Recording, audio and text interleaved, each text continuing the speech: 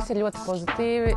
Ātri iejutos ar jauniešiem, kā arī treneris Kaspars uzreiz mani ievilka iekšā treniņu procesā, lai es arī gan skrienu, gan aizsardzībā spēlēju, un pat sprintiņi bija, laukumi jāskrien. Tā kā bija atkal jauki atcerēties, kā tas ir ienākt zālē un būt gatavai treniņam. Un, jā, prieks redzēt jauniešus, pozitīvus, kuri grib strādāt, trenēties, un kad vienkārši viņi pavada labu laiku un aktīvi atpūšās tāpat laikā. Treneris Kaspars ir ļoti stingrs, un arī ienākot jau zālē, es sapratu, ka te ir disciplīna, un tas ir ļoti svarīgi, jo jauniešiem ir jāmāca disciplīna, un es arī esmu tai gājusi cauri. Un tāpēc man vienmēr ir uzrunājuši un patikuši stingri treneri.